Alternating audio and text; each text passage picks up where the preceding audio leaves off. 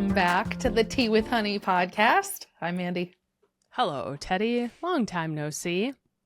Long time no see. I know. We actually haven't talked the last couple of days just because we've both been busy, you know? It's been a busy week for both of us. Yeah, we had a lot going on. So we haven't caught up since the weekend activities and festivities. So I'm excited to catch up on a lot of things today.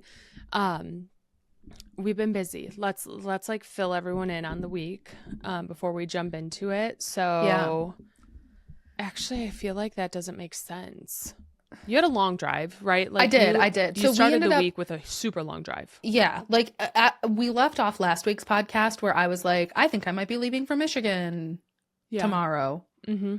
And I did. We ended the podcast. I got it I got it edited, got it all posted. And then I spent the rest of the night trying to figure out what my plan was. I did end up leaving Thursday early morning and driving all the way to Michigan by myself. And I have just got to say, I really enjoyed the drive by myself. Yeah. I was a little bit nervous for it because I haven't done that drive in a few years by myself, but it's kind of better than with my husband, if I'm being honest.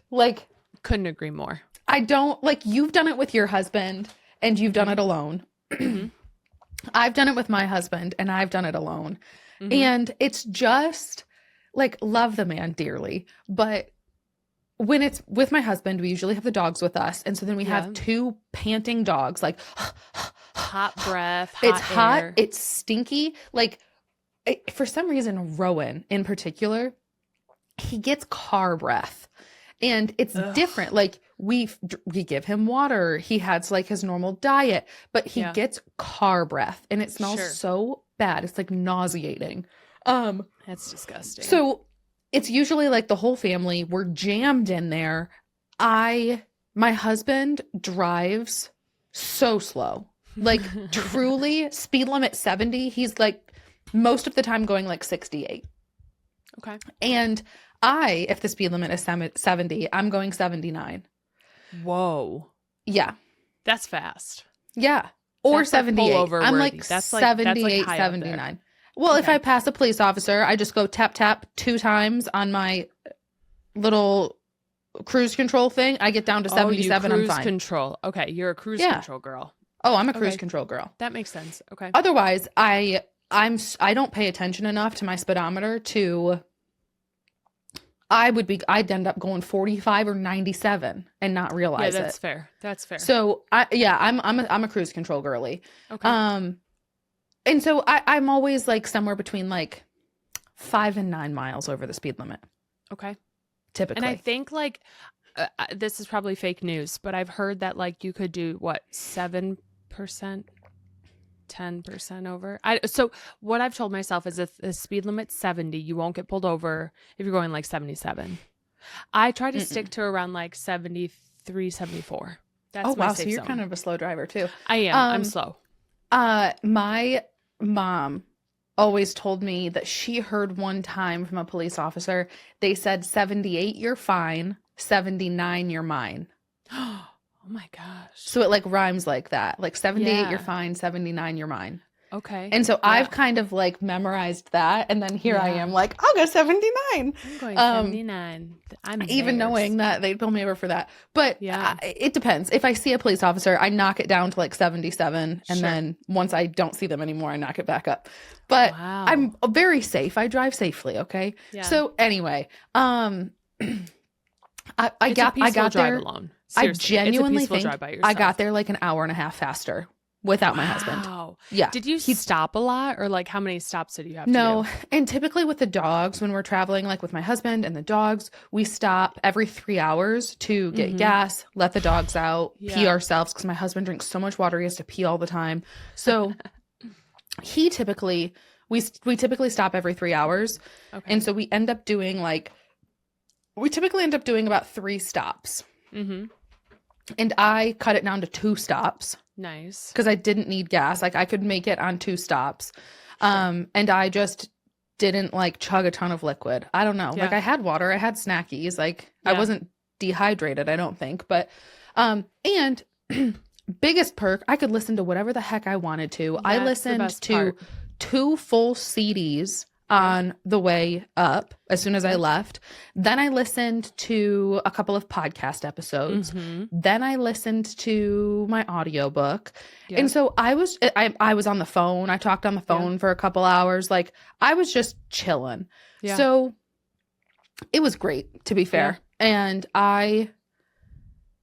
I don't always want to go alone, but like, man, that was kind of nice. It's really nice. I prefer driving alone too, because I like being in control of how many times we stop, where we stop, what food's in the car. If I wasn't hungry, I'm not getting lunch. I'm not stopping. No. If I am hungry, as soon as I'm hungry, I can stop.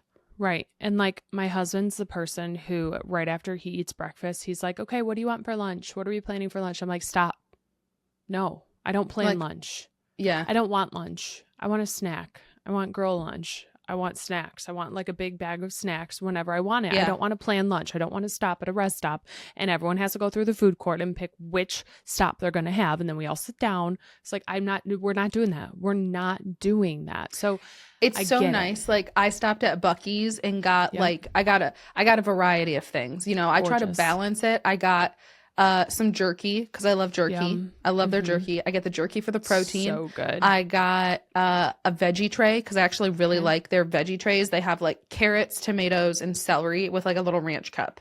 Makes me feel better about myself. Yep. And I actually eat it all. And then I also, for balance, got the little cup of cookie dough. The best. That's the best snack from Buc-ee's. And then that satisfies me for so long. Like that veggie tray, that jerky, and that cookie dough, like all afternoon, I was good. Yeah. Honestly, the perfect mix right there. Yeah. I think those are like some good staples from Buc-ee's for sure. And I'd rather have things like that you're picking at too. Like, I don't know. My husband would get this like big brisket sandwich and then he's burping it up for the rest of the drive. I'm like, sick. Like, that's disgusting. You're just going to drive for 8 hours with a brisket sandwich heavy in your belly.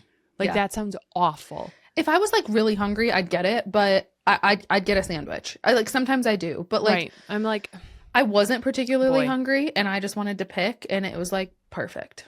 Right. I don't know. My family's always like, well, we got to plan lunch. We got to plan dinner. We got to plan XYZ. And I'm like, no, let's just not. Let's just eat when we're hungry and let's just not plan it. Let's just wing it. Let's just wing one meal, please. Or let's just snack for one meal. I don't know. I'm a grazer when it comes to food, so road trips are fun. But I'm so glad that it was like peaceful and you enjoyed it and you had some time to get through some audiobooks.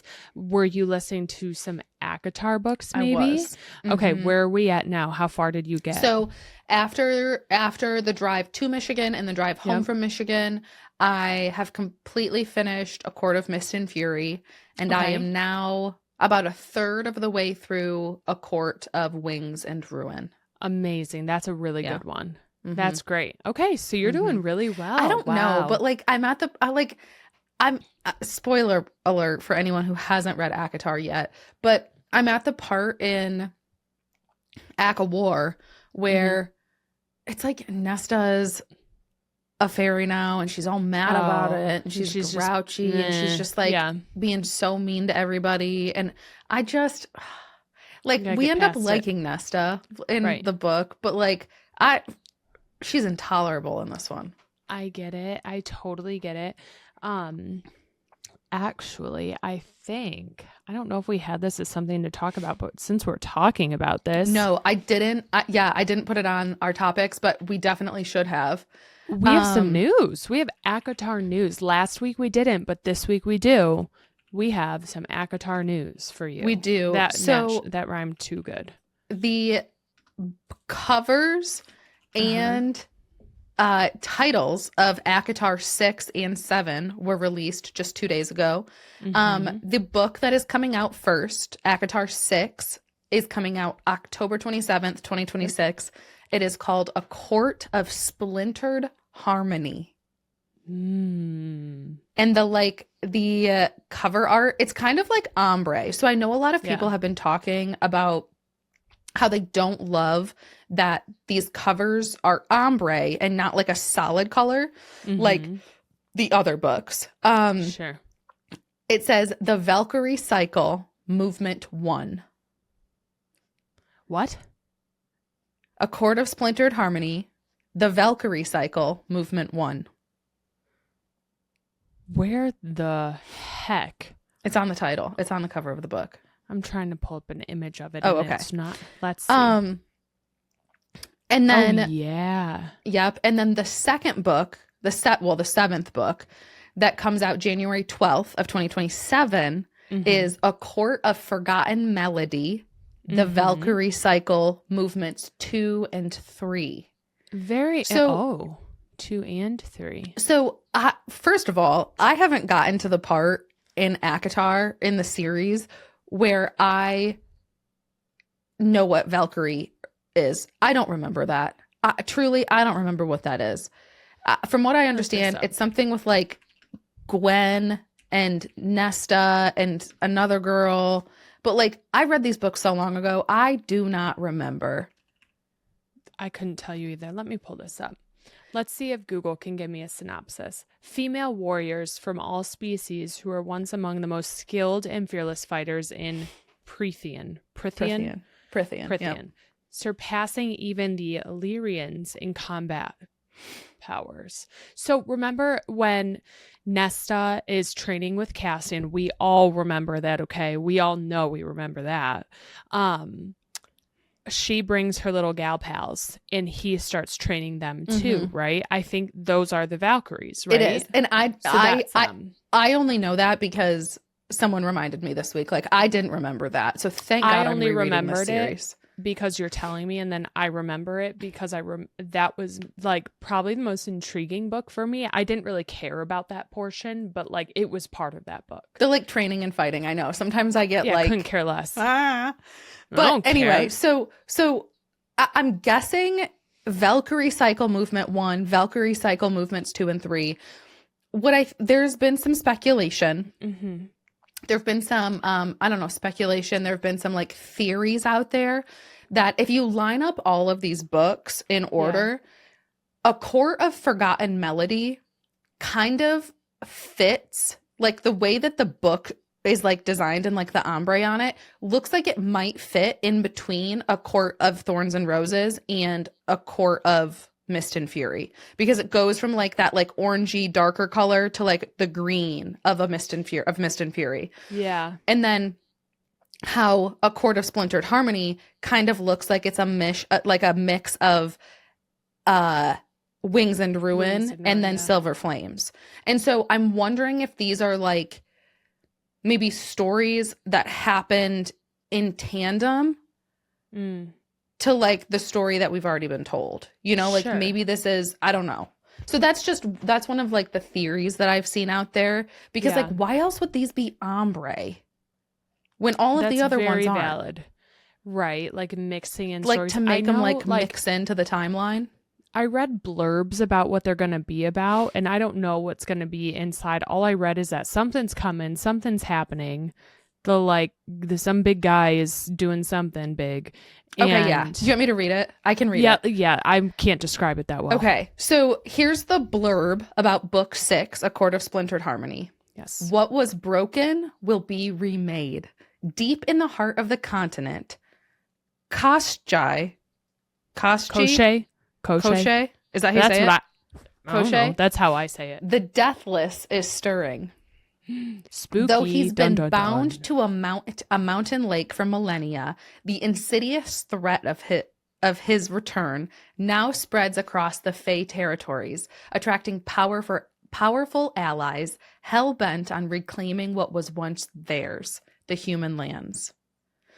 The Night Court will not stand idly by while innocents are attacked. But with Prythian still piecing itself together in the wake of the devastating Highburn War, the task of uniting is proving more difficult by the day.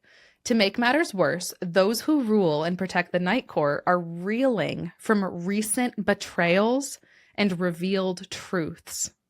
The rifts dividing them seem insurmountable.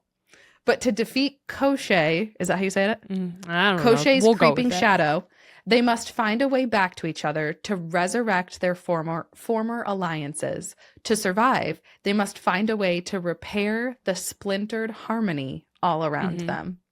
Isn't that wild? I don't want anything to come between Rhys and Feyre. I don't want anything to come between Nesta and Cassian. Like, let my happy couples remain happy couples, or I will be Thank you. Raging. 1000%. I will close a book and I will not read them. I'll be mad. Yeah. I want them to be left alone. I'll be absolutely. Mad. And I want them to all fight together, and I want them to all live and be happily ever after. Okay. I do not want anything to come between these couples. No. Okay. Here's the synopsis for book 7, A Court of Forgotten Melody. Okay. What was lost will be reclaimed. Prythian might never be the same again. Traditional alliances are crumbling, and no amount of diplomacy seems sufficient to repair them. With the continued threat of Koshi, the Deathless, on the horizon, a united front is crucial and farther out of reach than it has ever been before. Bonds will be tested, power will shift, and old enemies will emerge from the nightmares of the past.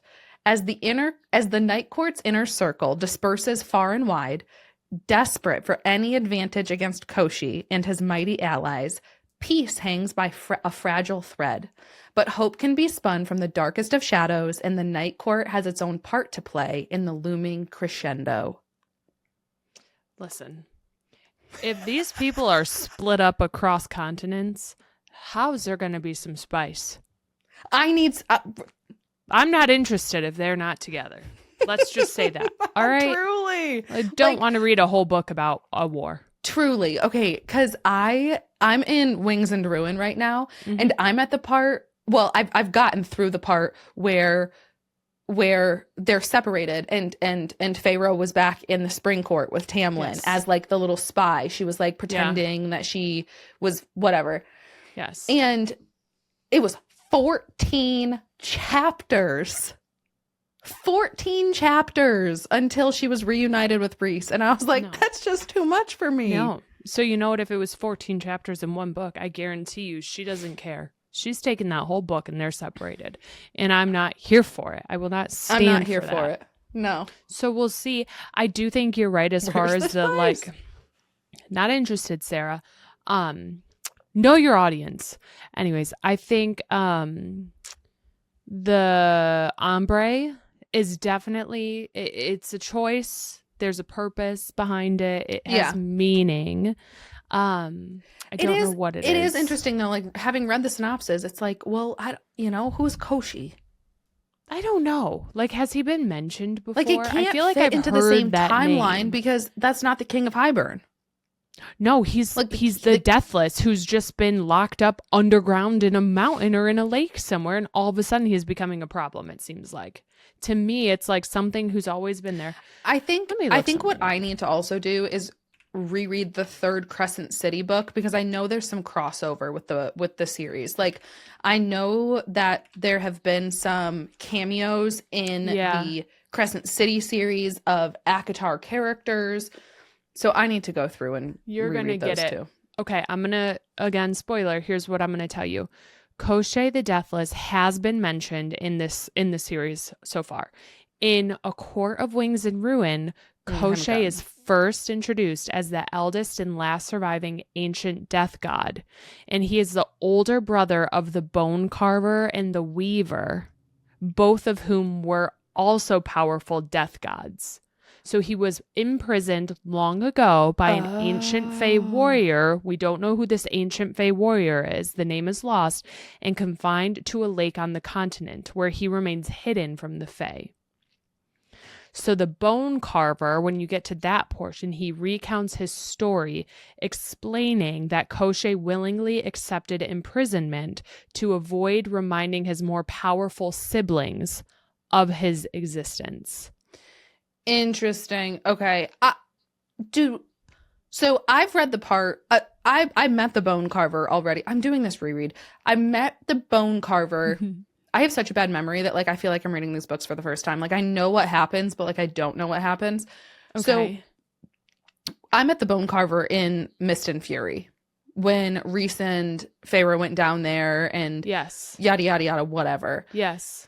And then I also met the Weaver. Yes. In Mist and Fury. But I haven't re-encountered the Bone Carver or the Weaver in this third book yet. Okay. And so I'm assuming I'll probably see them in this third book, but I don't remember. And in Silver Flames, when the Night Court goes to get all their allies together for the war, their human queen ally, Vasa, is being held captive by Koschei in his lake. So that, I'm reading this all, sets up his return as a major antagonist in the upcoming book. So he doesn't have like a big part in it right now, but he's been mentioned a few times, and he's this presence similar to the others. So I don't know, but he's a problem, and he's out there in a lake, and we're going to learn a lot more about him, I think, coming up soon. So, okay, interesting. See, I'm all about Spark Notes, because that just like kind of that was got helpful. Me excited. Yeah, that really helps me. They look nice. I do wish, like, in the box set, or when you have them all next to each other, it's like bold color, yellow writing. And I love how they look. I love that they all go together. And I do wish that this could have just been like a color with yellow writing. Yes.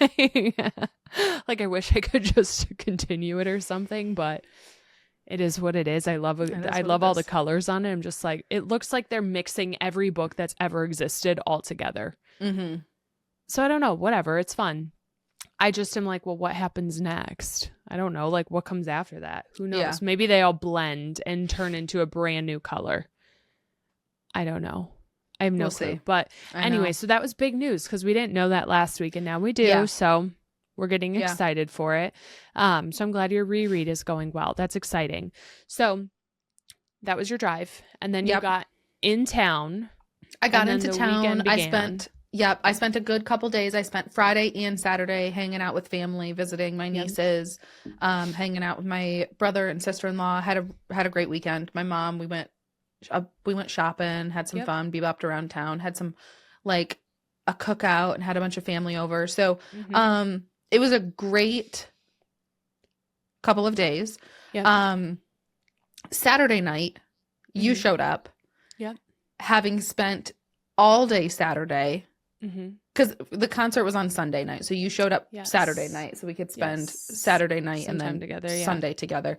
But you showed up having spent an entire day at a card show. So I want to hear about the card show before we dive into then what we did on Sunday. Perfect. Yep. So Saturday I had a card show. It's one that like happens every so often. Huge. Love this one. So I told my husband, I'm gone. Consider me gone. So I woke up, got to the card show probably 30 minutes before it opened. I think I was like the 5th person let in, because I got there nice and early. I know. And I just meandered. You know what? I did have a plan in place. I spent some time the last week leading up to the card show looking at like, which cards do I really want? What do I want to focus on? Because I'm kind of sick of like going in and seeing the same things over and over and over again and flipping through all the same binders of all the same things. So I was like, let's like set up a good to-do list for this show. So I feel like I have a purpose while I'm there. And I picked out my favorite cards. I looked at some of their pricing to see like if they were on the downtrend, so I didn't have to spend too much, or were they like popping off where I was like, maybe let's not buy it right now. Let's wait for it to come down a little. So I prepped and I walked around. I focused on one card specifically at first and went table to table. They asked, what are you looking for? I said my card, and eventually I found it, which was great. What was it? It was the Clive card. It's like, it's from Paldean Fates, and it's Clive, like it's not like just his face. It's this fun, like really cartoony style where there's a bunch of cameos in it. So we've got like Sylveon's on the card. I love a cameo card. Those are some of my favorites. And I think I focused on that mostly last time at this last card show, because basically every card I got was one where it was like for this Pokemon or this trainer, but the whole purpose was that there were like a ton of other Pokemon hidden throughout it. And I think those are truly my favorite kind of cards to collect. So I found my Clive, and I've been looking for months for this card. Like I ask every time I go to a card store, no one's ever had it. And it's not like a pricey card or anything. It's just harder to find. So I got that. And then it was really fun because I'm finally like meeting people and recognizing them. So I keep running into the same vendors over and over. And one of them, he's just this big, sweet guy. He saw me and he was like, hi. And I was like, oh my gosh, hi. And he gave me a big hug. And I was like, oh, I found my family. And he was like, I brought my whole collection for you to look through. I know you mentioned you wanted to look through my binders. So I brought you a chair. I brought my binders, like, come sit with us. And he invited me back in their little booth area. And he set up a chair that had a little table. And I flipped through all of his binders. And one of his friends who vends with him, was looking around at Lorcana cards, and I was like, oh my gosh, my best friend collects them.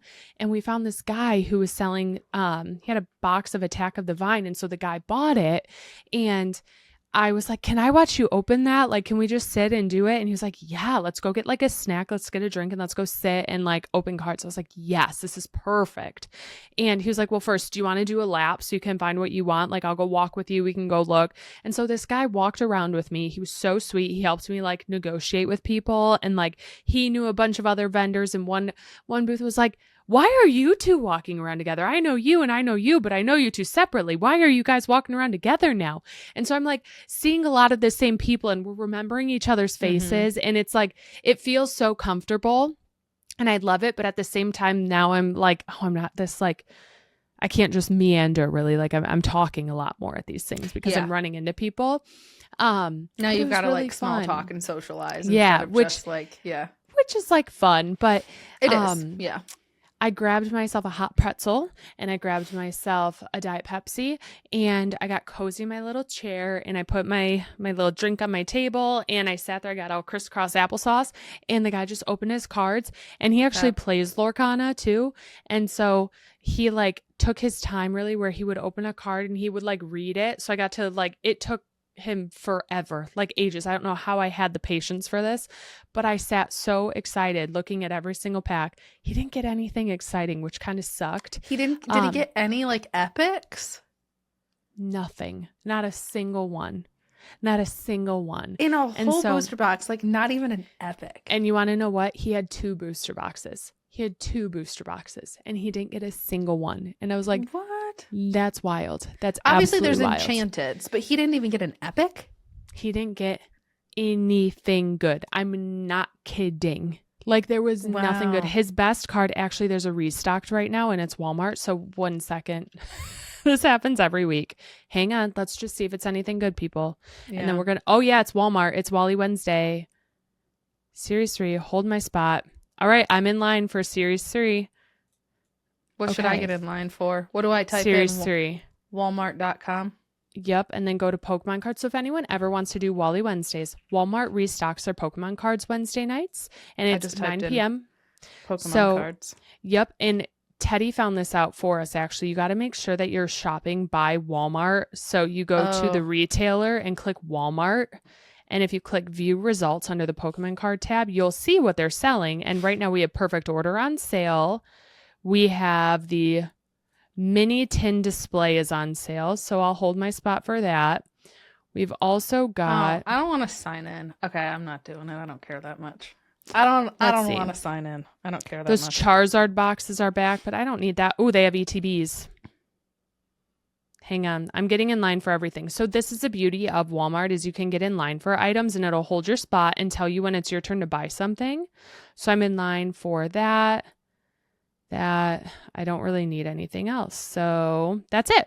And then you can view the line you're in. So I'm in line for 3 items and that's it. And it'll tell me when I can shop. So I'm going to prop up my phone. I made sure that my husband's in line for the things he wants to. Good job. So anyways, no, this guy didn't get anything, which was kind of alarming. And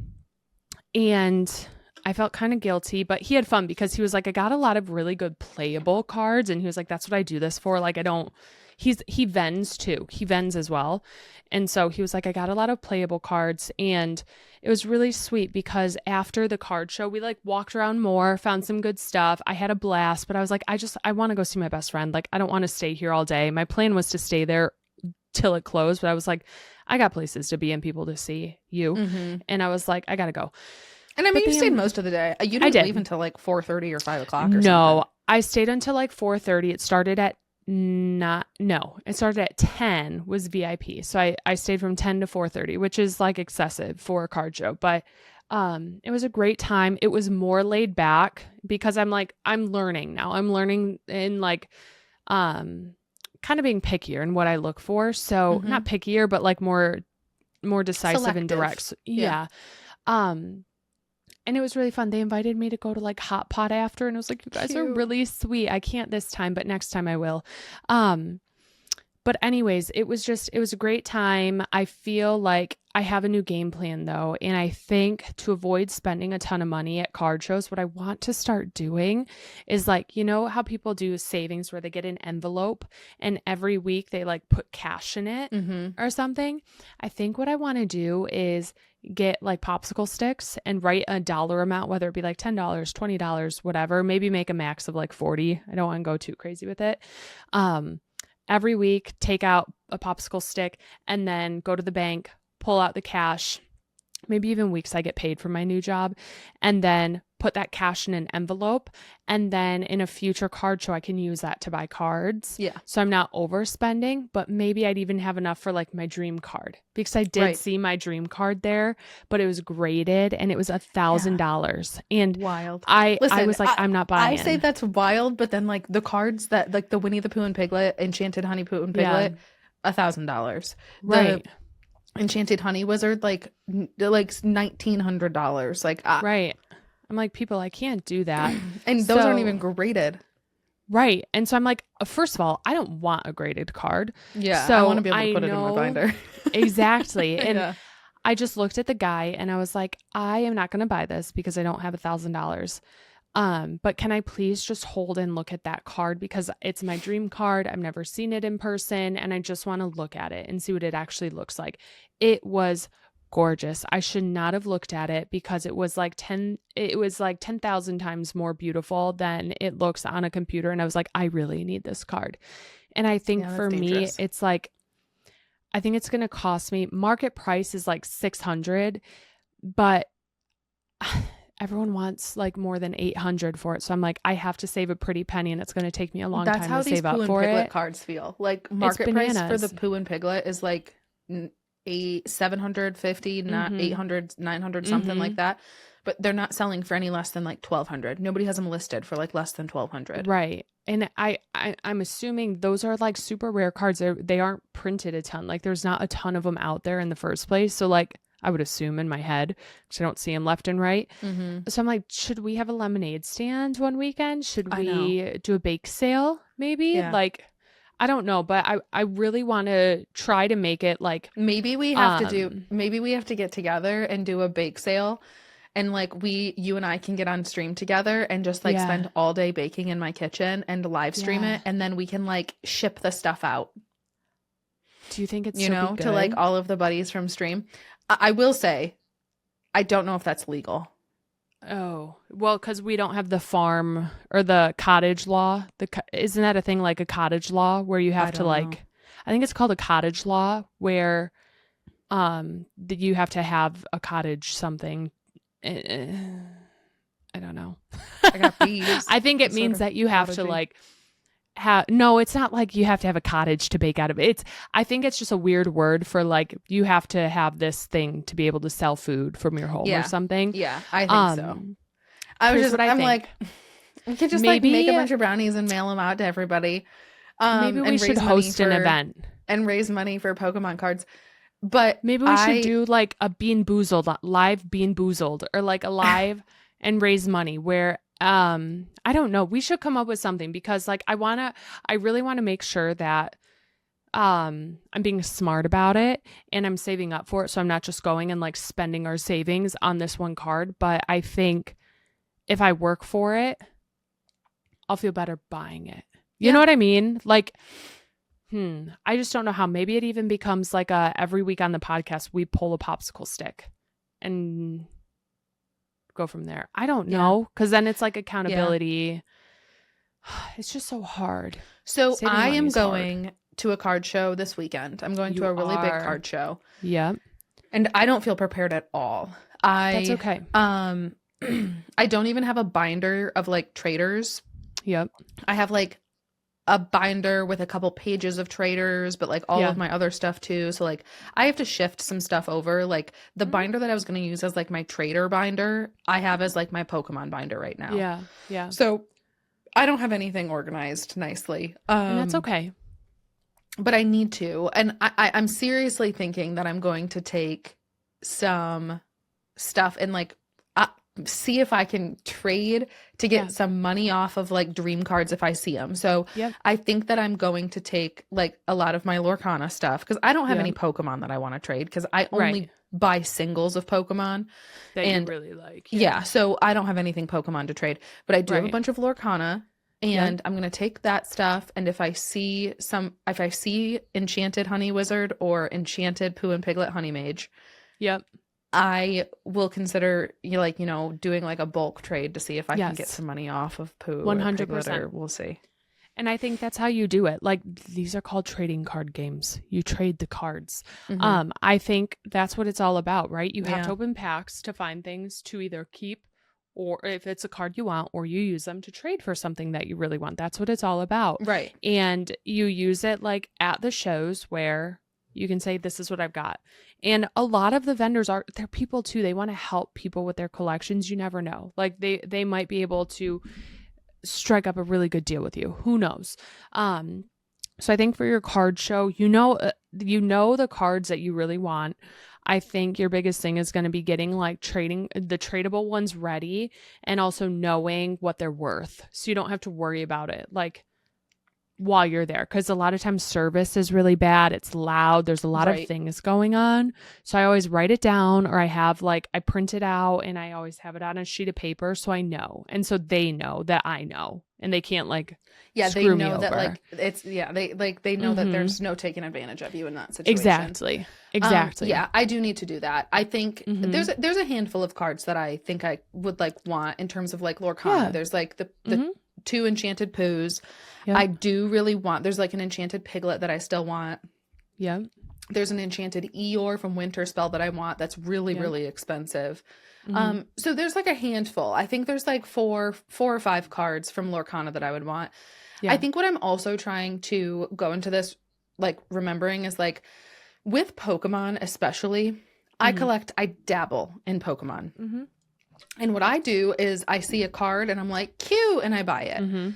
And so I need to be more mindful going into this because I'm just a singles girly and I go on vibes. And so I think what I need to do is make a list of like, maybe not even specific cards, but like characters that I'm like open to buying. Like I want to find, there is like a Sudowoodo card that I want to buy. The one of like the sidewalk where he's like a tree on the sidewalk. So I want to buy that Sudowoodo card. I want to find that. I really like Wartortle. And I want to find a Wartortle card that I like. I don't have any. Like he's like in my top 5 favorite Pokemon. Okay. I don't have any cards of his. So you should look. So I'm trying to like go into it with like a little bit of direction, like maybe a couple cards I want, or just like characters that I'm looking for, so that I'm not just like flipping through binders going cute, and just like aimlessly buying, Yes. So I think I'm going to like look through my list of favorite Pokemon. Maybe write those down and be like, okay, you can buy from this list of favorite Pokemon. And then find like a few specific cards that I want to. I think that's absolutely smart. The thing with Pokemon, I feel like right now especially, it's so saturated where there's so many vendors and so many cards where everything starts to look the same over and over again. But what I've learned is that a lot of vendors don't put everything out on their tables, and they have binders and boxes of cards under the table. So if you can tell them, like, I'm looking for Sudowoodo. They might be like, you know what, I don't have it here, but let me check in this box. Or I have a friend who does. Or they're like, oh, it's like a $5 card. Just take it, have it, whatever. And so it's like, that's the fun stuff where if you throw it out there, they'll work with you on it. I'm so excited for you guys. It's like just so much fun being able to like slowly walk around, look at things that make you happy. It gets chaotic. I think if you go in with like no expectations really, and like just for fun, and you're prepared, you know what you're looking for, you're going to have a great time regardless. Like you'll have great conversations. You will see awesome stuff. Like I know just from looking at my friend's binder over the weekend, I came up with a whole new wish list and like a whole new binder page of ideas because that I'd never thought of before. And I was like, oh my God, I want to collect all of those so bad. And that's going to be like a future goal. But And now I'm like, I think I just want to focus on like that one big one for me. So I'm so excited to hear how it goes, what you find, and some stories from it. It's going to be so much fun recapping it. So you'll have to let us know next week how it goes. Will do. Deal? Okay. Deal. Good. And if you need help prepping, call me. Will do. I got you, girl. Okay. So that was my Saturday. So after I was like, listen, I'm not going to go ahead and, go to dinner with you guys. I gotta go see my best friend. So I got home, let the dogs out, packed up, drove up to see you, and got there like around 8:30 Saturday night. And we just hung out. We had a good time, hung out with your fam, had a cute little night, right? I don't think we did much on Saturday. Went to bed, woke up. We had a lot to do on Sunday before the show. We were on like outfit hunt. We went on we went for like a long walk with my mom. We were on an outfit hunt. We had breakfast with some family. Yeah, we had like a good Sunday and then we went shopping and got some like fun glittery makeup and some like outfits for the concert and got lunch and a coffee. And so we like bebopped around Sunday. And then we met up with one of my childhood best friends and my sister-in-law, and we all kind of got ready together. Yeah, that was fun. And then drove to the concert. And you drove separately because you were driving home post-concert. But we all got down to like right near the venue and went and grabbed a couple of drinks and some apps before the concert and had... It was so fun. Yeah, had fun sitting and yapping. And then we went to this brand new amphitheater and watched Hilary Duff. We went to the Hilary Duff concert and it was magical. Magical. Like truly magical. Better than I expected. Exactly what I was going to say. Exceeded expectations. I enjoyed it so much more than I thought I would. Like I didn't expect to not enjoy it. I expected to enjoy it, but I like loved it. Like it was I don't know what made it so great either. So it was like nostalgic, sweet, comfortable, but like so fun. The music was great. And I truly think Hilary Duff has such a good voice. And it's almost like better in person. I don't know. I feel like her voice is so good in person. And she's just like easy to watch and easy to listen to. And the songs were great. And it wasn't like overdone. It wasn't like this overdone production. So it was fun. That's what I was just going to say. Like it felt like relatable. Like she felt like she could be any one of us up there on the stage. Like she wasn't doing like crazy dance moves. She was just like, she truly felt like she was just one of us who was up there. Like, and we were all like just enjoying. Just watching. Something that like was so obviously like fundamental to all of us, you know, or like foundational, it might be the better word. But like it was really funny, I think, for me, because I see like people when at like the Eras tour, they're like, oh my God, it's such a wonderful celebration of like girlhood, you know, of just like everyone and like having so much fun together and getting in like fun outfits and just like going all out and being silly and nostalgic and not caring. And that's what this felt like a sea of people who were just truly enjoying themselves. And there was like an apartment building kind of like next to the amphitheater, and there were people like on their porches and like in their apartments just like watching us. And I was like, I can only imagine like every single one of the people in this amphitheater were like screaming the words to these songs, like why not? And we were just like screaming every word to all the songs. And so it's just funny that like I just like the whole time was like picturing what it would be like to watch this from just like your apartment, you know? Right. Oh my gosh. Like all the gals and sparkles and glitter and butterfly clips and like pink and yellow and bright colors and like the disco ball and the confetti, the balls, everything. It was just, you know what? I think Hilary Duff is very down to earth. I think like that's the vibe I got. Like she wasn't trying super, she just, to your point, felt like a normal person up there. And it was so cool to witness that. It just felt she feels like very like grounded, you know? Yes. It was just so easy to watch. But I honestly think like the songs were so good. There's not one song that I didn't like. The one song we thought we weren't going to enjoy, like I enjoyed. I still sang the words to it. I remember she was playing that song and I was like, yeah, Mandy and I were talking about how like we don't really like this song and we didn't really think we would like her playing this. And then I sat there and sang every word. And I'm like, how do I even know every word? Right. But I did. And, you know, we shed a lot of tears. Like, songs got us. We had a great time. Like, I remember reaching over and, like, when you were crying, just, like, grabbing your arm. When I was crying, you grabbing my arm. And when they were talking about things that made me think of you or whatnot, just, like, holding on to each other. And I was like, this is what it's all about. Like, this felt so good. I had a mental breakdown. Yeah. Like, the songs wrecked us. Like, I think Mascara was ruined. I don't know why we got so done up to just get done down during it, but like there were lots of tears shed, and I'm not I'm talking like big tears. It was totally like happy tears, and I am glad that we had so much fun and we felt so deeply and felt so connected to the experience that we were in that we were able to like release that emotion, and we felt safe enough in that crowd. That hard in a while. Like, it was like we like full blown, like scrunched face, like uncontrollable. Like you can't stop yourself. Like it's not just like little. It is like your face is as scrunched as it can get, and you were just like, it was uncontrollable. Like, big tears. Yours, Anywhere But Here. Was that the one that you just lost control? Yeah. Anywhere But Here. I look over and Teddy is just like red faced. I'm red-faced now. You are. That song, that's a great song. Like, that one was a good one. It was just mine was moment. Anywhere But Here, and yours was Growing Up. Growing Up, that one was hard because it was like standing next to you, and it's all about like having your friend by your side growing up and going through all the phases together. And so I'm standing by my best friend at a great concert, and like that's crazy.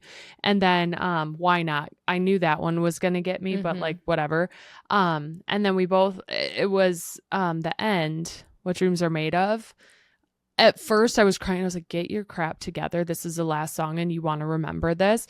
And I just stopped. I didn't sing. I didn't dance at the end of it. And I just told myself, stop and look around and look at just the confetti, soak it in. Look at the beach balls, soak this in, because otherwise you're going to forget and you're not going to remember, and just stare.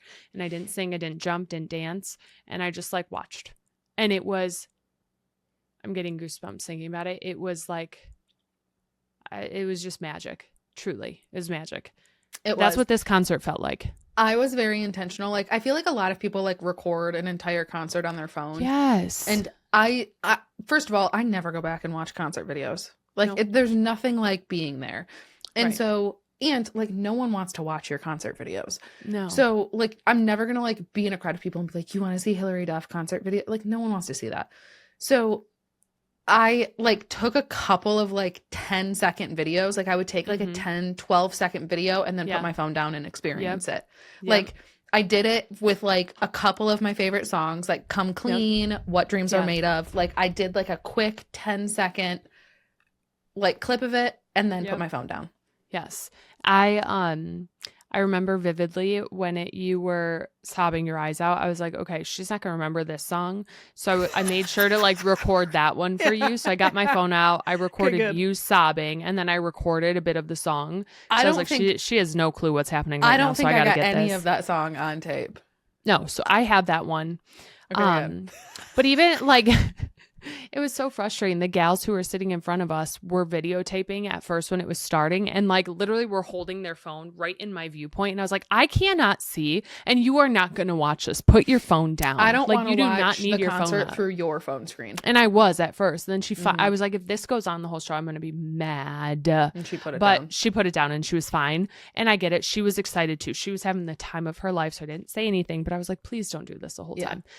So I do think we did a great job. It was a fantastic show. Absolutely loved it. Probably the Eras tour obviously is like, no, I've been saying it's one of my favorite concerts, right up there with the Eras tour. Yeah, like those are my two favorite concerts I've ever been to, and 1000%. Like Eras tour and Hilary Duff. And I have been to like Demi and Miley, and like I've been to some really cool concerts. And Hilary and Taylor are top of my list still. I agree. I totally agree. I have not been to many concerts and absolutely agree. Mm-hmm. So it was wonderful. I'm so grateful we got to go together. Having a group of girls all together was like a blast. And girls who like we've experienced your wedding together. I've known your sister-in-law. I've known your grown up best friend. Like everybody, people we know and we're close. Like so the people who were there, the people we went with, that was my entire bridal party. Right.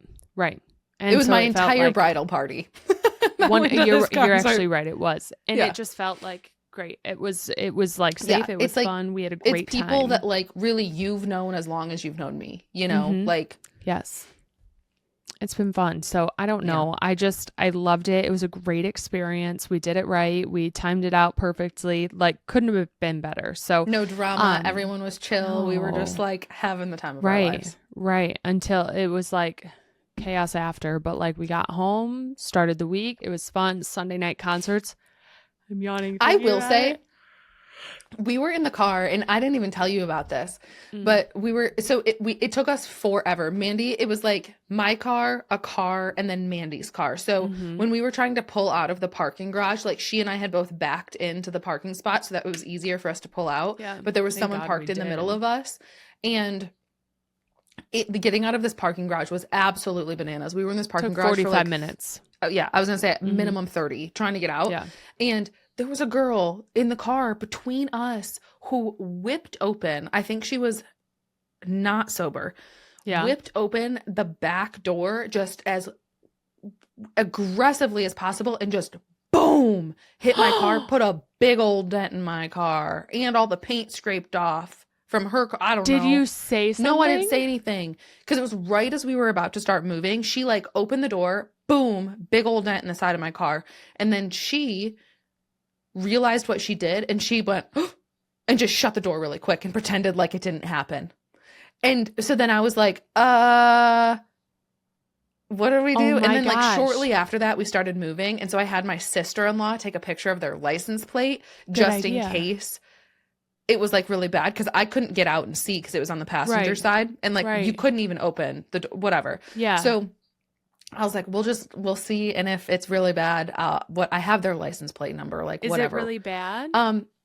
I scraped like the paint off. Yeah. Not of my car, but I like scraped the like white chunk that was on the car. Yes. And there's a big old dent, but like, what am I going to do? I don't know what you do in that situation, but that car was pissing me off actually because the person driving it, he was smoking, which is like people do their thing, but like he was throwing it at my car. And he kept like doing it. And so I turned on my thing so I couldn't smell it in my car. But I kept staring at him like, stop. And he kept staring back. And I was like getting real mad. So it's funny because we were both having this beef with the car in between us. And I was like, they put a big old dent in my car. Oh my gosh. I would have rioted. I would have been out of the car. You should have told me. With your new car. You should have told me. I would have gotten out and like thrown a fit. I know. Oh my gosh. But it's funny because we got stuck so long because there was an accident in our row. Someone hit another car trying to get out at the same time. And so they blocked everyone and didn't Instead of pulling over so that the rest of the parking garage could get out, they just stopped right in the middle. Right. No, I was watching. So we got in the car at 11 and we did not leave until like 11:38, 11:40 because I was pissed. I was counting down every minute and I was like, because you had a 2-hour drive home. I had a 2-hour drive home and I had to be up for work at 6 a.m. And I was like, I'm going to have the worst day of my life tomorrow. But I was like, people can do hard things. We're fine. We're going to be okay. It ended up being fine. Busy week, but we're having fun. Nothing out of the ordinary. So all in all, amazing night. I'm so glad we got to go. And it's kind of interesting because we got other updates last week that kind of like pertain to this in Dreamlight Valley, right? Now, I don't know too much about what the heck is happening, but like, is Lizzie coming to the Valley? No. So we did get updates. This was announced at the D23 Expo in Anaheim, California this past weekend. And we're going to go over all of the D23 highlights after this, but this was by far the thing I was probably most excited about was because it's like Disney Dreamlight Valley related. Yeah. I was excited, but they announced that Hannah Montana and Lizzie McGuire are coming to Disney Dreamlight Valley. Now, they are not coming as characters. We don't get Hannah Montana. We don't get Lizzie McGuire. They aren't going to have a door. They aren't coming to the valley. But outfits and furniture from Hannah Montana and Lizzie McGuire are coming to the game. Super cool. Today, the day that we're recording this, August 19th, today was a Disney Dreamlight Valley refresh day where the shop refreshes. And so we played Disney Dreamlight Valley today on stream. I'm wearing my Hannah Montana sweatshirt because we got our Hannah Montana outfit and decor set in the premium shop today. And so obviously I immediately purchased both.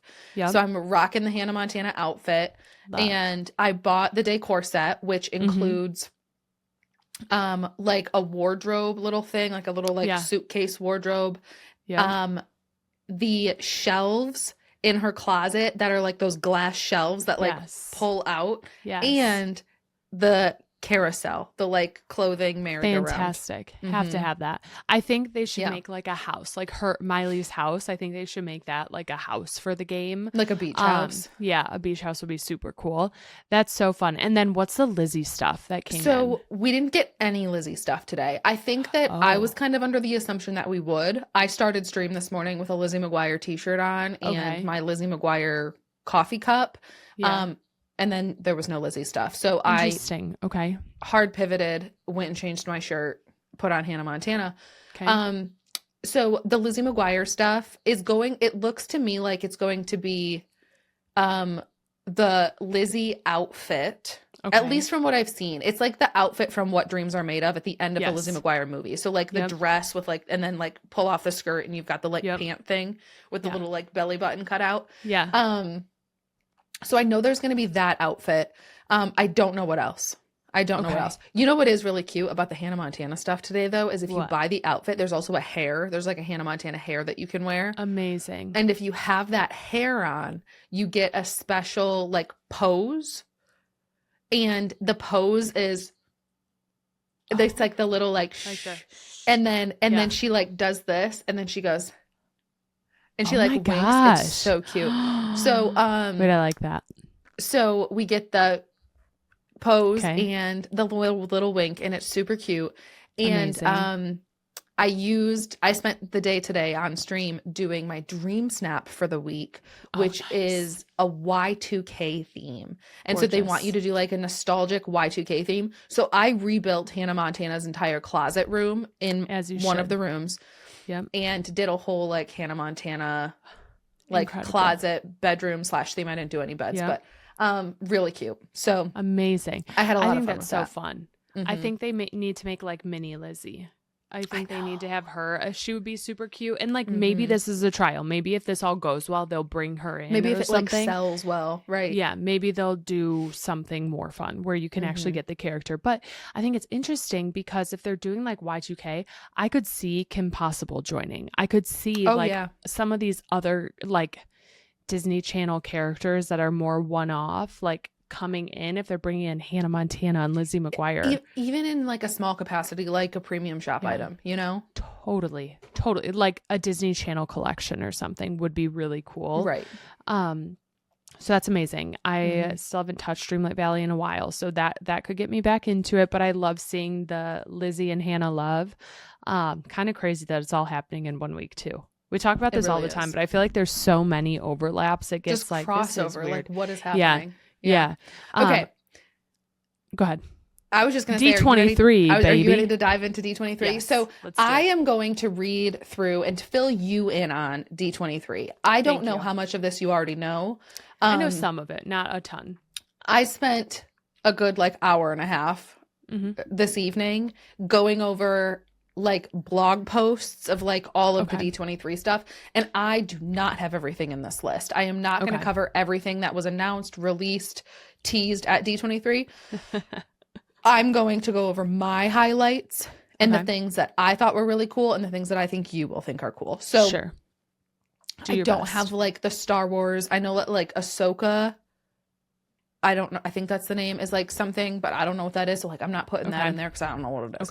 But I know that was something big that like people are really excited about. I don't know. Right. So I don't have everything in here. Don't be mad at me if I skipped something that was important. But I'd be so mad. I grabbed the things that I thought were fun. So Okay. I have my bullet points here. 1, Okay. we have new Disney legends added to the Disney Legends. I didn't add all of them in here. I think there were 11 total. I pulled the ones that I knew, including the Jonas Brothers. That's awesome. Anne Hathaway, Yep. Dwayne "The Rock" Johnson, and Lin-Manuel Miranda. I think obviously so well warranted. Yes. Like, we know Miley 1000%. Cyrus is already a Disney legend, but like I feel like this was a great list. Like Dwayne "The Rock" Johnson, like he's in like so many. He is. I think he has so many like roles in so many different movies, and he kind of like sometimes they fly under the radar a little bit. I'm doing a full list of Disney legends 2026. I want to see if there's any others that like jump out at me.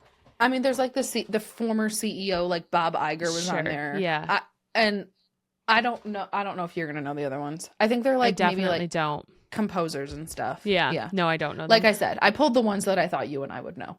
Yeah, no, that's exciting. So that was fun. Okay, the next bullet point I have is all park updates. Disney parks. So this is Disneyland, Disney World, Paris, all Tokyo, etc. So this is all over the world, and they're not all put together nicely. But the Yeti is coming back to Expedition Everest at Magic Kingdom. I know that a lot of people are very excited about that. So the Yeti is coming back. They are adding, which we knew this already, but an Encanto ride to Animal Kingdom at Disney World. Yep. A new Coco ride at Disneyland in California. Okay, I didn't know about that one. Yeah. A Lion King ride at Disneyland Paris. Of course. Of course. A Wreck-It Ralph ride at Disneyland Tokyo called the Sugar Rush Sweet Rescue. I'm pissed. Have you look up the art for that right now? Like look up. I don't know if I want to. Wreck-It Ralph, Disneyland Tokyo, Sugar Rush Sweet Rescue. Like the concept art for it was really cute. I'm scared. Just like the little like clip that I saw, or the little like just graphic that I saw was really cute. And I was like, you would love that. No. I'm guessing it's going to be like some sort of like a racing. Wait, it looks like the Buzz Lightyear thing. Like they have lightsaber things, like they're shooting things with their ride in their little boosters. Disneyland. I could totally be looking at like fake art. Truly. Sugar Rush, Sweet Rescue. Let's see. Next it does kind of look like they have lasers of some sort. Which we know it is. Okay. So it's inside the former Buzz Lightyear's Astro Blasters. Oh, so they're which I love that ride. Yeah. Indoor interactive ride will send guests into Sugar Rush to help Ralph and Vanellope stop King Candy and restore mischievous sugar bugs back into gummies, cupcakes, and other sweets. Yeah. So I'm pissed. I knew you'd be thrilled about that one. It's so cute. Don't be pissed. Just be motivated to book a trip to Disneyland Tokyo. Sure, yeah, I'll get right on that. Yeah. Well, it'll happen someday. By the time we save up enough money to make it there, the ride will be done. You know? Yeah, and probably close down for the next one too. Just kidding. That's terrible. By the time we can do another bake sale. How about that? Yeah, I know. Okay. So obviously we know there's going to be a Cars ride at Magic Kingdom because we're getting Cars Land. Yep. Monstropolis at Hollywood Studios is opening in 2027. Villains Land will have a thrilling Maleficent themed roller coaster. So that'll be fun. Which we know is going to be sick. And then like it's going to be cool. There's going to be another dark ride they announced in Villains Land that focuses a lot on the evil queen and other villains. And when I read about other villains, this made me laugh thinking about you because they specifically called out Dr. Facilier from The Princess and the Frog. They were like, other villains, including the evil queen and Dr. Facilier from The Princess and the Frog. And I was like, Mandy's going to love that. Like, it was one of your least favorite villains. Like, serious?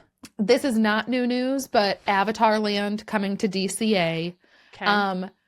We did, I think, get some new news here. This is at least new news to me. Yes. Carousel of Progress. So yes. we know, because we were just at Disney World, that the Carousel of Progress is closed. I love the Carousel of Progress. I love the stinkiness of the animatronics. I love the air conditioning. I love how dark it is. I love the opportunity to take a break and put my feet not up, but like, you know what I mean? So get off of them. I love the Carousel of Progress. Yeah. They are, and I've seen a lot of people saying like, maybe they will leave some of the existing like sets, scenes, and just add in some new ones to like make it more modern. Yes. Yeah. No. They're redoing every single scene. And it's going to start in the 1960s. Okay. And go through today and tomorrow. So like it's going to be 1960s to current to future, including a scene from the 1980s. We know that there's going to be like cool 60s, 80s. I'm very glad they're keeping that stuff and not just going full today and tomorrow stuff. But like, I don't care about today. Oh, today's boring. I don't care about today. Today, I someday today will be the past, but you know, right now someday it's boring. Today it's gonna be the 1960s. But like right now, I don't care. Yeah, I don't give a crap. I do. I'm excited to see. I actually have never been on the Carousel of Progress, dude, which is wild. I can't believe that. I can't believe you and I didn't go on it when I was with you a couple years ago. Maybe we did and I blacked out. I have no idea. I think I could have fallen asleep. Because I think the only time I have been to Disney and haven't gone on the Carousel of Progress is just this past time because it was closed. Time it was closed. So let me tell you something. Of these updates, I'm excited about the Sugar Rush thing because love. Monstropolis, whatever you want to call it. The ride, I did watch the video about the ride, how it like shoots you 40 feet up in the air right away. That ride, we have talked about this before. The Disney engineering team that designs these coasters is world class, like second to none, absolutely fantastic. We know these rides are going to be epic, and I know that the one I want to dangle from a door, and I also think that this villain's like Maleficent coaster is about to be incredible. I think it's about to be incredible because they have a cool opportunity where a lot of these are like happy rides because you don't want people to get too scared and whatnot, right? But they have a chance to like be scary and be dark, be and a little villainous. Scary, and be like, and you know that there are a ton of people who love that stuff, absolutely, who are so into the villains. They're villain who are people, going not to hero people, and that's exactly right. And that's amazing for them. And so I'm like, you know, that roller coaster is going to be like, I would say probably like the Tron or like Guardians of the Galaxy. I can imagine that those two ones between Monstropolis, whatever, and those are going to be like two mega rides that you're going to need your Lightning Lane, Fast Pass, whatever for years. Absolutely. Yeah. But maybe that'll open up the other rides because I love them. I also did see that in Monstropolis, they're opening up the sushi restaurant in there, which I think is going to be super cool. Like they had in the movie. Yeah. Yeah. And I do think the Cars ride, it's interesting because I feel like, and I don't want to upset anyone because I know people love their Lightning McQueen and I know they love Cars, but I do feel like Cars, I don't want to say is outdated, but I feel like that should have been done a long time ago. I think so too. I think I love Cars. I do. I love Cars. I think it's a great. A lot of people say Cars Land at DCA or at Disneyland California is one of the best lands. Yeah. Like people say that that's like a highlight of Disneyland in California. Right. And so I'm glad that they're bringing it to Disney World, but you're like the movie came out in like 2002. Like we're 24 years beyond the release of the movie. But again, it is a classic. It is one that's going to stick around forever. It really is. I'm just like, it's a whole land dedicated to Cars when instead I feel like maybe it should have been a land that had something Cars related, but with other things. Because maybe, yes, people love the one in California, but like, I hope they're not just building it because of that, because they know it's going to be successful. I think I guess I kind of agree with you. Like there are no other lands based on one franchise, like Cars Land, but everything else is like Fantasyland, Adventureland, Tomorrowland. Villains, you know, they like Frontierland. They add rides they add like movies and franchises and characters to like the Right. lands that they feel most appropriate, you know? Yes. And this is just Cars Land. I truly feel like Frontierland should have been kept Frontierland, and they added Cars. some Lightning McQueen and Cars because I don't know. And I feel like Hollywood Studios is a little bit different, where it's like Monstropolis. They have Toy Story Land. They have some of those things. Mm-hmm. It doesn't feel Magic Kingdom-y to me to have a full land dedicated to cars. So it is interesting. Right. I'm not super excited about it because it doesn't feel magical or fun to me. It's not Fantasyland. It's not like, I don't know. It doesn't feel Magic Kingdom-y to me yet. It could be amazing. This could be the coolest thing ever, but I'm not on board with it yet. Okay. I haven't gotten there. Understandable. I don't know. Which I love. My favorite, I used to have a stuffed animal of Tow Mater. I loved Tow Mater. And I don't have it anymore, sadly. But like, loved the videos. I just don't think it's like the time for it right now. I think there could have been other things done, in my opinion. Like maybe a snow area or like a frosty area, and do more Frozen. That's a massive thing. Or like, I don't know. I could go down that forever. So anyways, those are park I will updates. say, before I go on to this next bullet point real quick though, I did see that another thing that they announced here is, so there's a show on Disney Plus called like Imagineers something. Yeah. Where it's like a season. It was from 2019, where it was like a season of this show that focused on like how the Imagineers bring rides and stuff to life. And they announced that we're going to be getting a season 2 of that. Ooh. So the first one was 2019, and then we're going to be getting a new one. So that's exciting. I feel like I want to watch that. Yeah, for sure. I was gonna start watching it while I was waiting for you to start recording, and I didn't. I got distracted doing other things. But I want to watch it too, even though it's from 2019. Cool. But I feel like the new one that we get will hopefully have some like cool, you know, like Monsters Land stuff. And like some of the stuff that they've done in recent years. So it's super cool. So I think that'll be fun. Okay. Continuing on my bullet points here, Kingdom Hearts anime series was announced.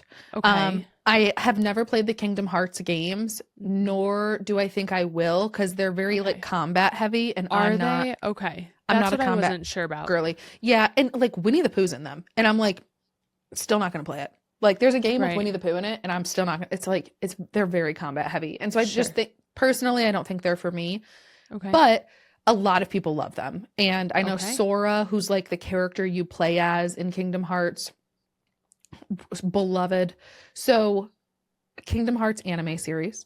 Frozen 3 was announced for fall of 2027. It will feature a royal wedding and a new villain who wears a cape made from shards of ice. It looks like a female villain. And Josh Gad, who voices Olaf, sang a brand new song, which will apparently be in Frozen 3, called Samantha. And I'm thinking from like the images that I saw that like Samantha is going to be Olaf's love interest. A new snowman. Maybe Samantha is the snowman of this female ice cape wearing thing. Maybe and Samantha's it's like enemies to lovers. And maybe Olaf ends up being the heroine of the movie and saves the day because he's in love with Samantha. He absolutely could be. Listen, maybe you're right in the movie. Who knows? So Frozen 3. There's a new movie called Clay coming out November 2028. I didn't hear anything about this. I haven't either. Tell me. Okay. That's all I know. Let's see. That's all I got. Disney Clay. That's all I have. Unusual. There was just so much I didn't have time to like read about every single thing. I could not tell you what this looks to be about. No. Meet Flip and Mushy from Disney's Clay. Okay. Oh, November 2028. Mm-hmm. Wow. Okay. So we've kind of got some time. Yep. Okay. Zootopia 3 is officially in the works. I saw that like Zootopia 2 was the highest grossing animated movie for Disney. Really? Like box office wise. I had a hard time believing that, but it said that in this article that I read. Let's see if we can confirm that. Highest grossing animated Disney movies. Zootopia 2 at $1.86 billion. I got $1.85 billion. Oh, that's the same thing. Real close. So Zootopia 2, Inside Out 2, The Lion King, Frozen 2, Frozen, Incredibles 2, Toy Story 4. So all these, it's all sequels. Zootopia 2, highest grossing Disney animated film. So that's wild. On the heels of Zootopia 2's success, they have announced that they are now working on Zootopia 3. Okay. We got the first look at the live action Tangled, and I am really happy with the casting. I don't remember who I saw Mother Gothel was, but I think people were happy with that casting. Okay. Tegan Croft and Milo Manheim are playing I did see Rapunzel and Flynn Rider, and I know that those were like some really heavily contended like fan casts. Like people were really hoping for those two, so that's exciting. I didn't have strong feelings on it, but I just don't know enough people to be like, me neither. That'd be good. Like, how That do you needs to even be the pick person. these people? I'm like, I Like, don't I even don't know know who this person is. No, never heard of Tegan Croft before. I've heard of Milo Manheim, but Right. whatever. So that came out. The Greatest Showman is coming to the Broadway stage in London. Very fun. There is a new Ice Age movie coming out February of 2027. That is like that's bananas to me because Yeah. that's an been a old long time, right? Okay. Oh my God. I think it's the third one. There is the Bluey movie coming out August of 2027, so exactly That's a year fun. from now. That's really fun. There is a new live action Lilo and Stitch 2 coming out in 2028. Okay. I don't need haven't live seen the action. first one. I'm sorry. I don't need them, Disney. Okay, can I also grab I don't want live actions that have animation in them. Right. Lilo, what do you mean? Stitch. You can't make Stitch live action. Whatever. Makes no sense. Whatever.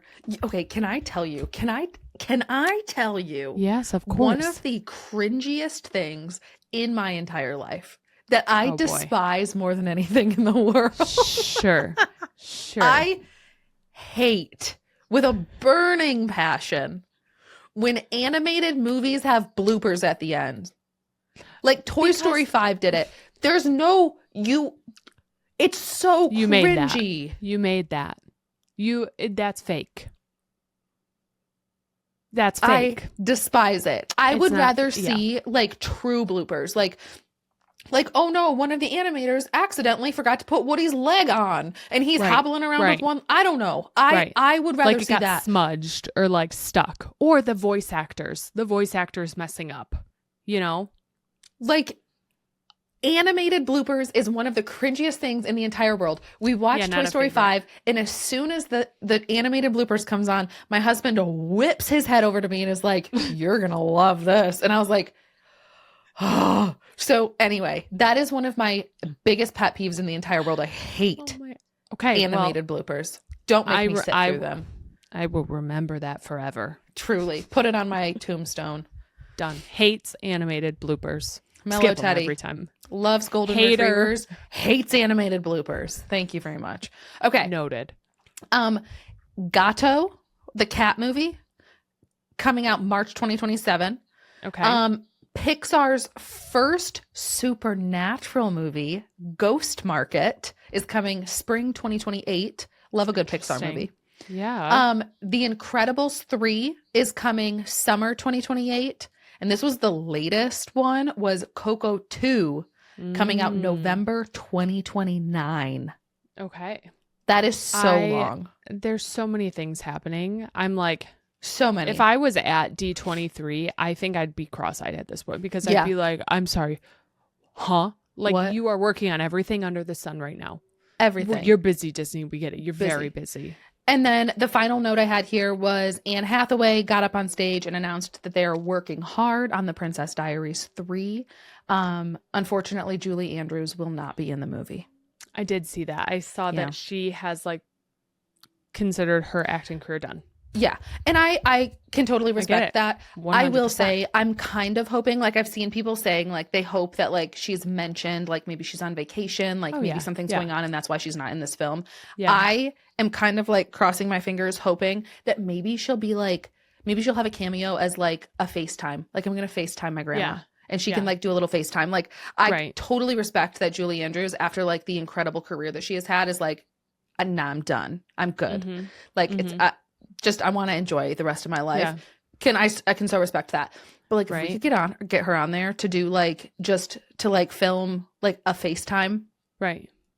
That'd be great. Gorgeous. I think like a 30-second little cameo. 100%. I totally agree. I think I'm curious to see what it's going to be about. It's been forever since I have seen either of the movies.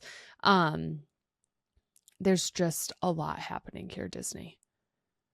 That's a lot to unpack, and I know that you picked some of your favorite things. So like, holy moly, this is an event.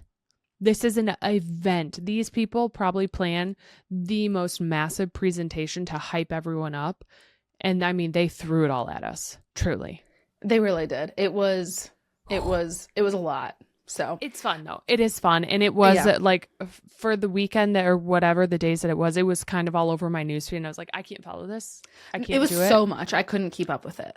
Right. It was like new thing here, new thing there. Here's like Lorcana things. Here's this, here's that. I'm like, I gotta go to bed, like, right. Man, I'm tired. So I just couldn't look at it. So those are great little updates. Thank you so much for giving us the synopsis of some of the most exciting things there. Yeah. I know there's still just a lot more the things that I found most exciting. So again, I'm sorry if I passed anything that anyone listening cares about that I didn't put on there. It's just not something I'm familiar with. And educate me, fill me in. Yeah, make me fall in love with it. Tell us what you're excited about and why we should do it. Maybe like we still need to start watching stuff, and like we're thinking of our next thing. Even if it is something that I mentioned, like what are y'all most excited about that we talked about? Yeah. So get us excited. Final topic I have for you for today's episode. Yeah, we have 2 more weeks. This previous week's episode updates on the Hobonichi 2027 preview forest. Yes. So we have this was good. This one made me say, oh crap. Mm-hmm. This one made me say, oh crap. Mm-hmm. So I guess I have to spend some money now. Seriously. So I will say we recorded last Wednesday and you texted me Wednesday night, like as we were both in bed, and you were like, are you kidding me? And it was of course like right after we recorded. Right after. But one of your favorite artists announced. Yes. I'll let you talk about this one. No, you're good. Go for it, girl. I'm pulling up the list right now so we can go through them. I'm pulling up the shopping guide, or I just need the overview, Hobonichi. I know. I went to the forest and scrolled all the way down. My dogs. Do you hear them? My dogs never bark. I'm kind of scared right now. Well, they stopped. Sorry, guys. My dogs are running back and forth, barking like crazy at my door. This scares me because I'm home alone.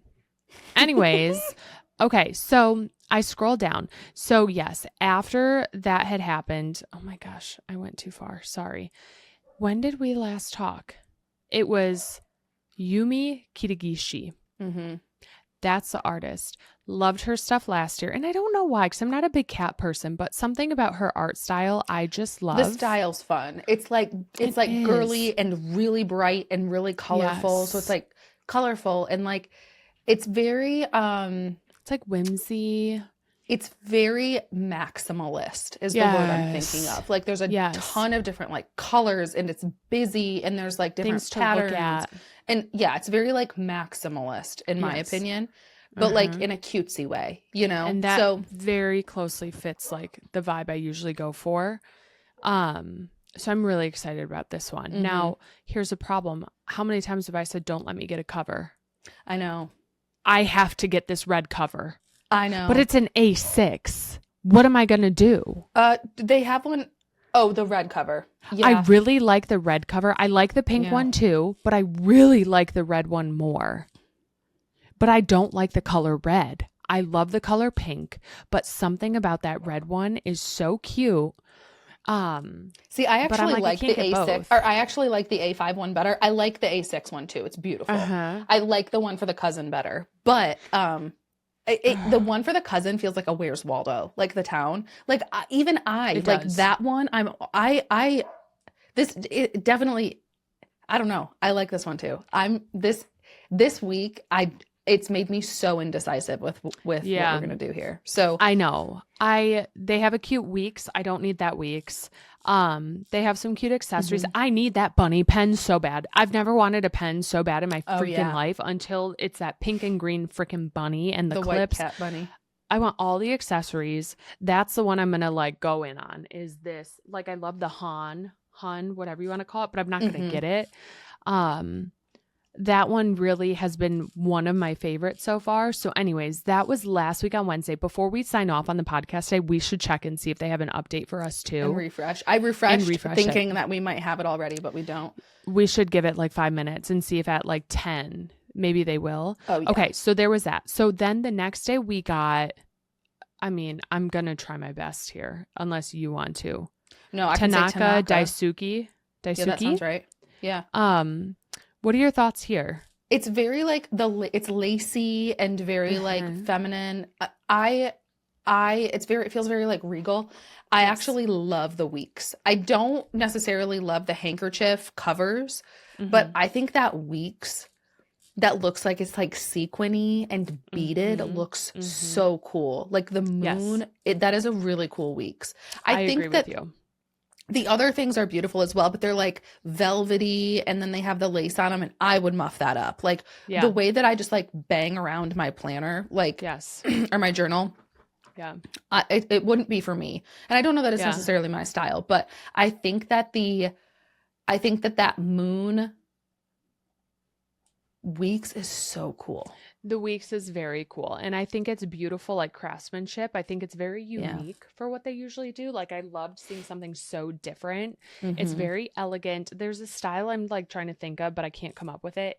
I've seen a lot of people concerned that they would ruin the beauty of the covers or the bigger ones. And I agree. I think the Weeks is gorgeous and it's just different. I like that it's different. I can appreciate a different vibe. So I liked that one. I don't know if I'll get it, but I do really like it. Yeah, I agree. The next day we got the Collect and Collage. This is a whole new journal. It's just a whole, and I had a hard time like understanding it at first, but it's just like an open book. It's a journal for basically, it feels to me like a combination of the day free and the Weeks. It feels like a day-free Weeks that intentionally gives you space to tape stuff in it. Like they want you to like take your receipts, to take your boarding pass, to put pictures in there. Like where I don't know that the Hobonichi, like the ones that we do, like the cousin and the Weeks and I don't know that the intention behind those originally was to be pasting as much stuff in it as we do. And I think that's the point with this one is to like put a bunch of crap in it. I think they want it to be like a junk journal, like a specific place to put your junk for fun. Cause I think that's a whole new market of people who like, which is what I do. Like I don't do like a ton of junk, but like I keep my receipts or I keep my like little Dunkin' Donut sticker or whatever. And that's what I do. So, this one's cool. Intriguing to me. I don't think I'll get it because I use one, I think the space would probably be too small for me. And I've gotten in the routine of like the cousin. Yeah. But I think it's really cool. And I actually really do like that like stamp that feels like the library book, like where they would like check you out. Yes. I really like that stamp. Definitely intrigued me. And I was like, the only way I could see myself using this is as like a to-do list because the Weeks is too small for me with I don't think I'm going to get a Weeks this year. So I don't use it. It's too small, but this would allow me to like, even for work, just write down all my to-dos for a day because it's soft covered, it's small. And I think that could be really good for work stuff. But I don't know. I think it's cool that they made like a specific thing to throw in your bag. They made it small probably for a reason, and a soft cover so you could take it with you everywhere and throw stuff in at dinner or wherever you are. So that's super interesting. And again, that was like, oh wait, they're throwing in some new fun stuff. This is exciting. Yeah, so I thought that was really cool. Yeah. Okay, the next day we got One Piece collab. Yeah.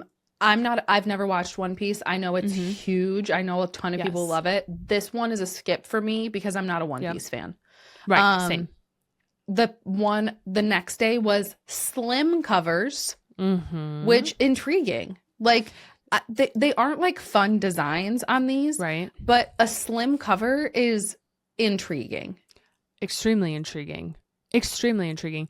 Now, one that actually reminded me of you a lot was the what's it called? The glow one, the leather. The leather one, and it looks like a brown envelope. And I was like, ooh, I think she would love that one. And yeah, I like that it's real leather that would like get wear and tear over time and look old. Yeah. And get that like old used look. Yep. I think just think it'd be beautiful. That's so tempting for me because I've been so tempted over the last like 2 years to try to get a, what is it called in Paris? Those journals.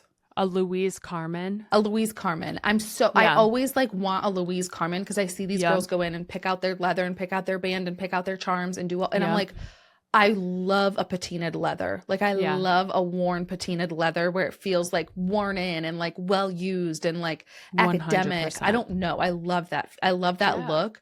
And so this is really tempting to me. 1000%. That one could be really fun, and I think it's just a good one to have in your bag at all times too. Like it's just a good travel one. Yeah. Okay. So after what do you call this? Allatone / Tragen is the next day. Yes. I don't know how to say those, but this one you texted me about today. Yeah. And I had not shared my thoughts. Yeah, you ignored me. But I'm screwed. Yeah. Because I have to get this one. You have to. Now, here's my question. So there's a week's cover. Okay. The week's cover was one reason why I was like, should I make a week's work? Because I could get this small, cute little cover to throw on it. Or where is the one up top? I was half hoping that instead of it being like a cover, that it was like storage, like a bag of sorts, or that they would do one of those like, aren't they but called it's like a cover / bag. Yeah, it's a cover, but I'm like, wait, I kind of like that. So I'm wondering if, here's my thought, I really like that cover, and I'm like, okay, I actually do use notebooks at work now, so I wonder if I get a day free, like an A5 day free, if I could fit that over it and be okay and use that as like a work one. I'm not sure yet, so we'll see, but I love the design. Cute. Yeah. It's very cute. It's very, very cute. That's the Allatone. Yes. I don't know if we're saying that right. And then the other one, the Tragen, cute, not my vibe. Right. Super cute. The like plaids. I'm not interested in that one as much. They just feel a little bit chunkier. They feel like they'd be a lot to carry around for me. Yep. They feel very like, I don't know, woodsy. Okay. The next one, the V and A series. I really liked these too. I knew you would. I knew you were going to love that. And here's the issue. Very cute. Go ahead. Here's the issue. They're like a classic cover, which I typically don't use. They're not slim. They're whatever. I really like the Strawberry Thief. Like I like the Strawberry Thief pattern the best, but that's only for the A6. The A5 cover, the Blackthorn cover, I also like, but tell me why the design on the front of it looks like a uterus to me. On the Blackthorn, I'm trying to find it. The one that is the cover of the A5. Like there's like two circles and like it looks like a uterus. I don't, and I'm like, the one that is like the size I would use, I'm like, dang it. It's cute. Here's my problem with these is William Morris, who designed those two. I I feel like he's overdone a little bit. Like, I really like his patterns. Never even heard of him before. I have a whole collection of pictures on my wall down here of his. Do you? And TJ Maxx carries it a ton. Home Goods has it. You know what? Let me show you something.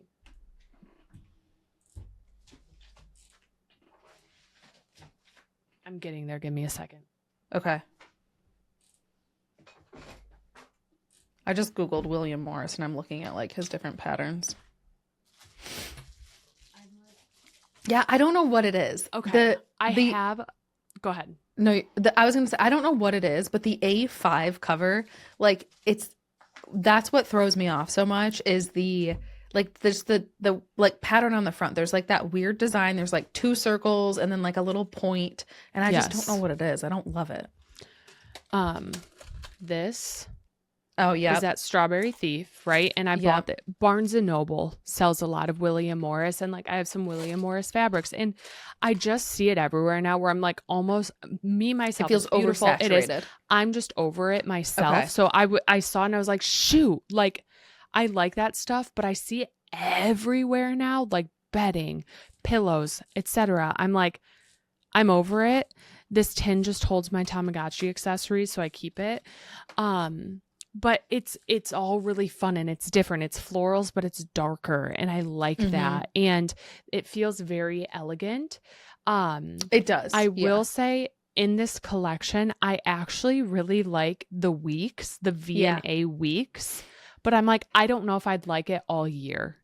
I think I might get sick of it. It feels kind of more autumnal, like winter to me. It doesn't seem like something you'd want to be using in like May, June. No, it feels like cozier. What scares me. Right. Yeah. So again, I love the collection because it's unique. It's different than what they typically do. So I was really happy to see that because it's familiar. I don't know. I was just like, oh, I love the William Morris. He has so many other designs though, where I was like, I wish I didn't choose like the 2 most basic ones and like throw them on the cover like that where it looks like a uterus because you're right. Like they're very like I see wallpaper a lot in that people wallpaper with it and so it gets very distinct and it's like stamped kind of. So it has its pattern and so they put the pattern centered right on there and I'm like could have done a lot of different things. Good to know. I had never heard of them before, so I'm glad I got a lesson here.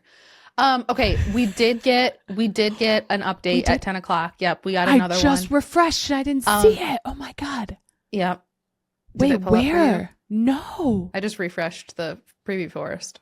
No, it's not showing up for me. I'm refreshing it. I just did too. What? I'm not seeing it still. No, I don't have it. Let me send you the direct link in our podcast, in our recording chat. Okay, I just sent it. Oh my God, I'm so excited. I'm like looking Don't for be. my chat. Oh man. Yeah, really? No. Let's see. It is the Leo Leone. Oh. It's Leo Leone. It's a little mouse. I mean, Leo Leone's I liked beloved classic picture book Frederick has become a Hobonichi Techo. Okay. I could see people eating this up. Here's my thought. I wish it didn't say Frederick across the front. Mm-hmm. Like the little mice scurrying about is actually kind of cute, but like I don't want his name written everywhere. If you love these books, like I'm sure you're gonna love these. And like I love that little poppy he's holding. I just wish that little like strung out mouse wasn't on the front cover of this. You know what I mean? Yeah. I don't know. Yeah. Okay, so that was today's. So I guess at least we won't have to be upset that we missed something. I'm good on that one. Yeah, there's no. Yeah, so that was it. That was it on that one. Okay, so where do we stand? What are our front runners right now? Because I'm thinking over the past couple weeks, Yumi Kirigishi is number 1 for me, followed by whatever the ice cream one is called. I can't even. Alatone. The Alatone. But I think if I'm going to spend money anywhere, it's going to be on the Yumi Kirigishi. And I'd probably purchase that over the Alatone if I had to. I really like the Yumi Kirigishi cousin cover. Mm-hmm. I really like that one. I also kind of want to try the leather one. Yeah, I know, right? So maybe I do both. Or maybe more things will come out that'll like knock something else out. True. You know? That's so valid. I'm wondering if I also really like change. So like I feel like the Yuma Kirigishi could be really fun for like spring and summer. And then like as I move into like the fall and winter, I could use my leather one, you know? It's so true. I'm wondering, like, here's what I'm going to say. Last year when they did the Tamagotchi collaboration, I was feral. Okay. And I bought like everything. I haven't used any of it. I haven't used any of the stickers. I haven't used the Deco Rush tape because I don't want it to run out and I don't want it to get ruined. So it sits in my drawer for me to look at. And that's what I don't want to do. So if I'm going to get something, I want to use it. Yep. And I think I would love one of the covers if I can figure out a right way to use it. So if the Yumi, the red one that I like, is only for an A6, then I need to commit to an A6 as a work notebook or something and like get something that I will use at But work. you were just thinking maybe the day free for a work notebook that you would then, but then you were also thinking the new one for a work notebook. Right. So you've got like 3 things you're considering for a work notebook right now. So you've got the collectible one, the A6, and the day free. That's why I'm thinking about them because I got to decide. So I have a couple of weeks, and I think what I need to remember is I don't like small notebooks. I do not like them. It doesn't work for me. I write too much, and I like space. So realistically, I could probably knock off the fun weeks, which is unfortunate, but like, and the new one and the new collage because like I don't think that's going to be enough space. Yeah. So I think I'm gonna need something bigger, but Hobonichi sells notebooks and they sell like plain grid paper notebooks. What I use my desk notebook is this. It's that's what I have back here for my sewing stuff. Yeah. Like do you think that would fit an A5 cover?